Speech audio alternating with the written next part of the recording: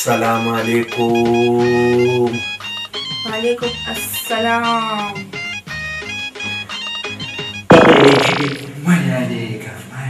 خو چې هلک مې لیدلی وی نو زه یې وکنه ته خدای دې بیخ وباسه وروسته مه ګوره دا هماغه پیری دی که نه ښه خو ما ویل چې واده به مخې سره کوو. خو ټیک ده خو زامن به مې اجازت رانه کړي.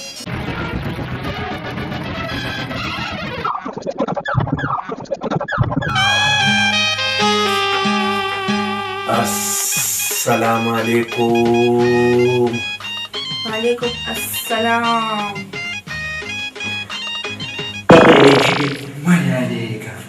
نو تاسو کې خوري دې خوني واسه باران به ودوي کنه ترې سلام یې واچول وعلیکم السلام وشو هرې کنه غرق شو ترې اوس به ما پناوي داسې سلام اچولو او که زما واده شوی دی که نه نو اوس به ورسره ما هم د مینې خبرې کولې دن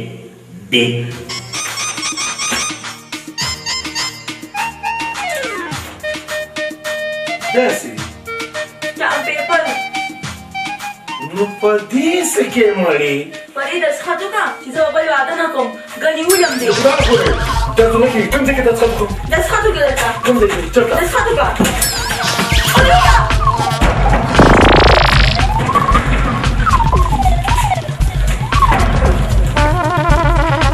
یا الله شکر دی ترې چې د دې جینۍ سره ما واده نه دی کړی جینۍ بیا به د ده په شانتې ما منډې والیم زه به د جانباز غوندې منډه هم نشم وهلی زویه دا څه چل دی خو دا تاسو دلته څه کوئ ولندانې زه یې ډاله وټاټولو اوس یې راټینګ کړه بیبي بلا و برکت یې نه و لورې جانباز وی مې درنه څنګه وتښتېده ما ته پته لګېدله چې زه تاسو تورباز لکولم او کینیال یې راته جانباز و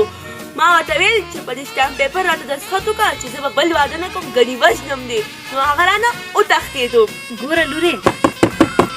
اجه مورې رشته مې راله ور وټکېدو ګوره لورې که څوک بهرنی میلمه وي نو ته لاړه شه کوټه کې کښېنه کوټه کې خو به کښېنم واورې که دې تورباز په ټایم به د زما خاوند په ګوته کړو نو ښه به دلني په ارام کښېنه ستا زموږ د کور په معاملاتو کې هېڅ کار نشته ولې مې نشته اوس ته دا زما کور مه بربادوئ زه ګورم چې تاسو د جانباز څنګه په ګوته کوئ ورندارې د جانباز په ځای ورته ما په ګوته کوي ته داسې د سریلنکا شهزاده راغلی څنګه دوبۍ وخي ته چپ زه د دروازې پورې ورځمه ویس بیا ته م یو خواته شه دا دې ښه وې مورې هسې نه چېرته زما ځواني او ښایست یې بېهوشه نه کړي ځای مړه که زه ولیدم که نه مخې سره به رشته ماله رایي سلام مشي بخیر بخیر څنګه یې ښه یې ټیک ټاک یې هسې ما یو خبره کوله ما ویل چې ما هم له اوسه پورې واده نه دی نه نه ته غلی شه وروره کښېنه کښېنه خدای دې وبخښه قانون خیر خیریت کوي زه که نه خدای دې بیخ وباسه ورې ولې مې بیخ بنیاد وباسي نه وروره تا ته نه ویمه دا زه بل چاته ویمه زه که نه رک شه که نه بچیکه ده سړی نشته اواز شته دا یو پیری دی چې زه یې وینم ته یې نه وینې